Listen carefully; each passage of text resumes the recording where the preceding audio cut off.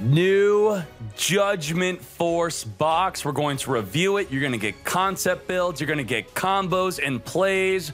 I'm going to try my best to explain very lightly, not being bloated, just quickly. What do these decks do? This is the review.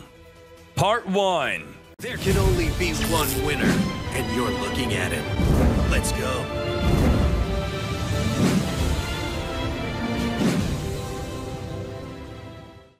Let's start with Gladiators. Gladiator Beast Vespa.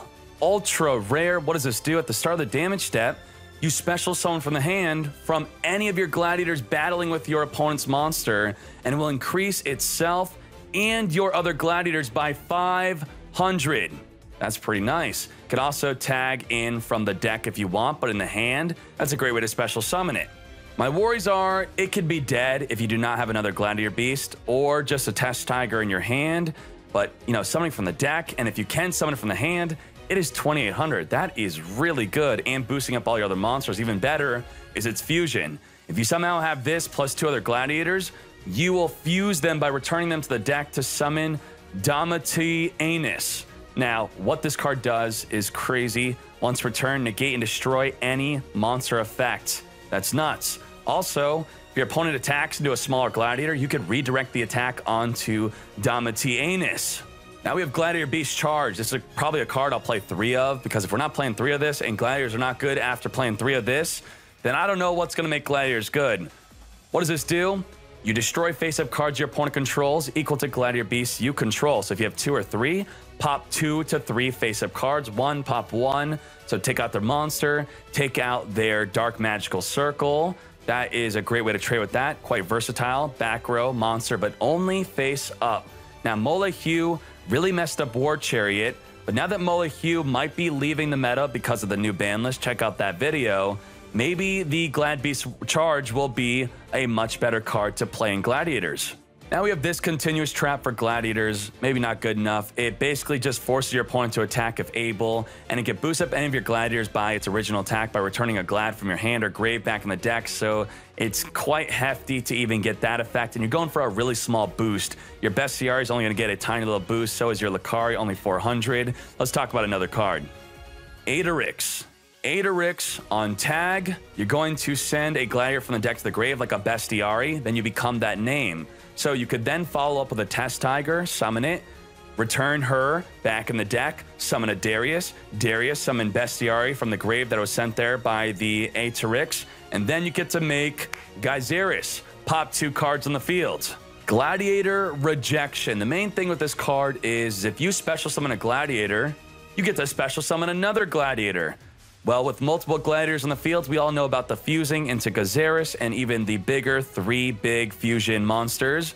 So a good combo could potentially be Unexpected Die, summon your Andal, then it will summon a Bestiary from the deck, which will not destroy a back row card, but that might be good because you don't want to destroy your own back row card if you want to set up a fusion play. And then you can get Fusion. My initial thoughts on Gladiators is it looks like they didn't really make a big push to make the deck top tier. Maybe it's a much better cog-worthy deck, though. Hopefully it doesn't become too combo-y. Maybe I want it to be consistent because Vespa and the Charge seems like it has a lot of potential, even though it does have the downsides of if you don't have a Gladiator or it's face down, you get in trouble with the Charge. And this could be dead in the hand if you do not have another Gladiator in your hand on summon. So what do? Do you play 3 potential dead card? They're nerfing my monster cards. Now for the combo and a concept build. Let's play Rejection. Then let's play Unexpected Die. Now Unexpected Die is going to special summon the Andal onto the field, and that will trigger the Rejection. Rejection says if a Glad Beast is special summon, you could then special summon a Glad Beast from your deck with a different type. So this is a Beast Warrior. We could summon a Bestiary. Now, will Bestiary destroy your Rejection? It won't, because Rejection is not a Gladiator Beast. And then you could shuffle them back in, come forth, Gyzeris. Now, if you go to battle anytime, this pops too, by the way. If you go to battle at any moment with any of your Gladiators on the field, your Vespasius is going to summon onto the field. So let's say you go to battle, boom, and then you get to special summon this at the start of the damage step, making Gyzarus a 2900. So they swung into your Gyzarus like a fool. You special summon Vespasius, and the thing is, they don't get to recall their attack. They're at the start of the damage step. Your Gyzarus is going to get boosted to 29, and then they're going to die. So after they die, you're going to tag out the Gyzarus for 2 other Gladiators. Now you can Retari, banish their graveyard, and now you have Lucaria on the field. You tagged out twice, and you summon this from the hand. Very good. Now it's your turn. You're going to return Vespa, Rhett, Lack for the super duper Domitianus. So what he says is, if your opponent activates a monster effect, negate. That's it. Negate and destroy. Also, if they choose to declare an attack on you, you could choose who they attack into. So if you have another Gladiator on the field, maybe a crappy little Retari, they attack into Retari, you're going to redirect it into your 3,500 attack. Now, what about this trap? Whenever, if you have a Glad Beast on the field, destroy a face-up card in the field. You do not like Dark Magical Circle. I know it. Well, this will pop Circle. It's so versatile that you're not just popping Circle, you're popping any face-up card equal to the number of Gladiators. So if you have 2 to 3 Gladiators, you get super duper value on this card. Get poppin'. So that was your sample hand with Gladiators. And this was a quick, just a concept build. Please do not copy this build. All right, thank you.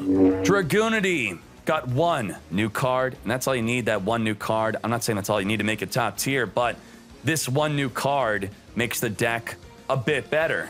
It's like a Phalanx. Phalanx is the level 2 tuner. When equipped onto your Dragunity, you could special summon it. Well, it does exactly that. But when you synchro, you could choose for it to be a level 2, or it could be a level 4. So Vadriana can now go into Ascalon. Senatus can go straight into Barsha, into Ascalon. That's a great combo. Now, let's show the combos. Here's our hand of a concept. Let's summon Senatus. Discard any Dragunity. Boom. Then we're going to view the deck, equip the Kaus. Now, if you know how Dragunities work, this is exactly like a Phalanx, okay? It's a power crept Phalanx. Phalanx is a level 2 tuner, special summon while equipped. Same thing. Level 2 tuner, special summon while equipped, except it could also count as a level 4 monster. The drawback is it only works with Dragunities, so not really a drawback. So you'll special summon this, and it looks like a level 6. JK, it's actually a level 8. Boom. If you want it to be a level 8, then this will re-equip it from the grave, then special summon it, then make your Ascalon. Wow, no level augmentation needed. You just made Ascalon. Banish any amount of Dragunities to banish monsters your opponent controls. Face down, face up, banish it. Also, if you happen to have a Dux, now you could Dux it up. Dux, equip, boom. Just like that, you could make your Vadriana 2, equip a Vadriana, special summon, a level 4 tuner, plus a level 6. That should make your Ascalon, right? Boom. Banish. So now making Ascalon is so much easier because now you just have a really good Dragunity tuner. Blue Eyes. This is a doozy. Maiden with Eyes of Blue. It's a tuner, level 1. A lot of these new cards are level 1 tuners. So it negates an attack and summons a Blue Eyes. You can only activate the effect once per turn and only once of her effects. So if they attack, you're going to summon a Blue Eyes White Dragon from the hand, deck, or grave. That means you could literally tech this into any deck. Put 2 to 3, 1 Blue Eyes, they attack. She's also a tuner, so you could synchro. It's super techable. Also, if it's targeted by a card effect, even your own, not just your opponent's, it will again summon a Blue Eyes White Dragon. So people use this in spellbooks in the TCG. They would target her with a card effect like Master or Spellbook of Power, and then they would just have a Blue Eyes White Dragon on the field. So I do think we'll use it in Blue Eyes, but be ready to tech it. Here are some good ideas to target her. You could target her with this Mausoleum of White field spell. Target her to trigger effect. Wonder Wand, Power of the Guardian, trigger effect. Summon a Blue Eyes. Now let's get to what really breaks Blue Eyes. Blue Eye Spirit Dragon, level 9. So that's a Dragon Spirit of White plus a level 1 tuner. To make this, neither player could special summon 2 or more monsters at the same time. This does not stop navigation. You might think it does, but it doesn't. But it does stop Ritual Beast from defusing. And it has another effect. Its second effect is Quick Play, negate any effect in the graveyard. So, negate Spectral Sword, negate Navigation, negate Invocation, negate any Crystron that activates in the grave. Is this Rip Crystrons? It could possibly be Rip Crystrons if Blue Eyes Spirit Dragon is easy enough to summon. But wait, there is more. The third effect is you can tribute the Spirit Dragon whenever, during either player's turn, just boom, tribute it, then special summon an Azure Silver Dragon in defense. What's the downside?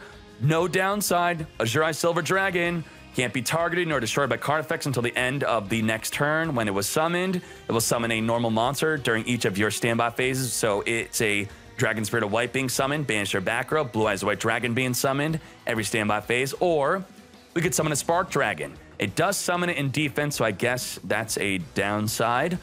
Now, Spark Dragon will have to use Defect to protect itself from being destroyed in the end phase, because when you summon your monster, it does get destroyed in the end phase, but Spark Dragon and Azure Eyes does protect themselves. But beyond that, Spark Dragon during either player's turn, once per turn, can protect any face-up card you control from any destruction.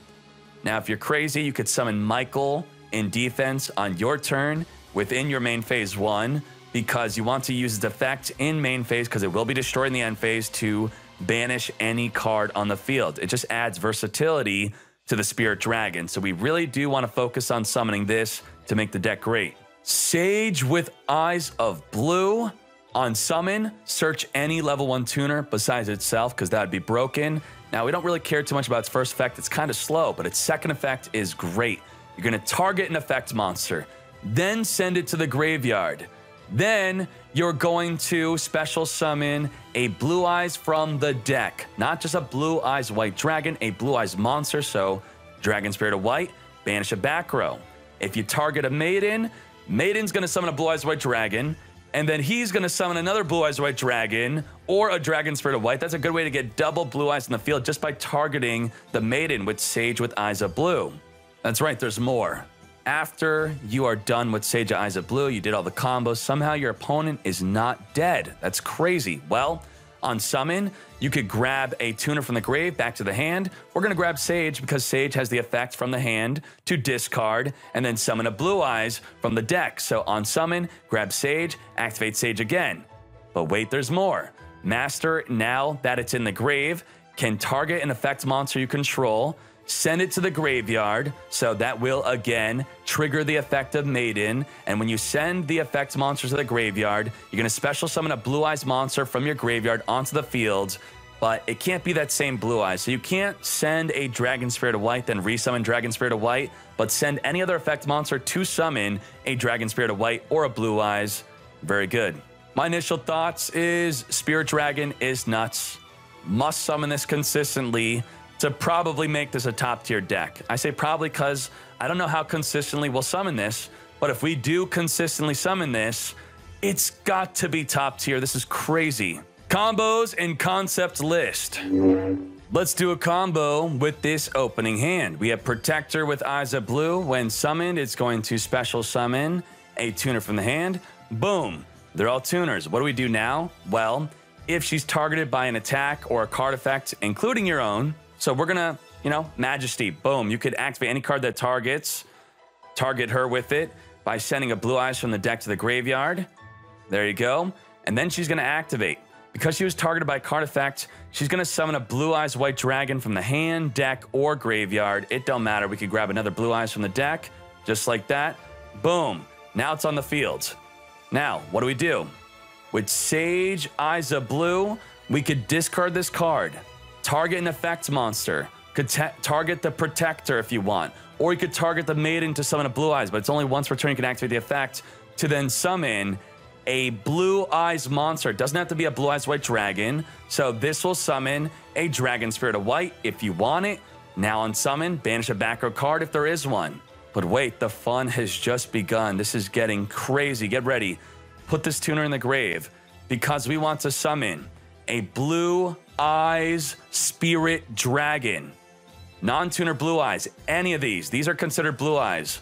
So now with Blue Eyes Spirit Dragon, neither player could summon 2 or more monsters at the same time, so you can't defuse a Ritual Beast. Also negate any card in the graveyard. Negate Navigation. Negate the Shiranui Spectral Sword. Negate card effects in the grave. That is incredibly powerful. Now, whenever you want, if something's about to happen to this monster, you could very simply tribute to special summon a Spark Dragon, which will protect any face-up card you want once per turn during either player's turn from destruction. You could special summon an Azure Silver Dragon, which will summon a Dragon Spirit of White or a Blue Eyes White Dragon during each of your standby phases.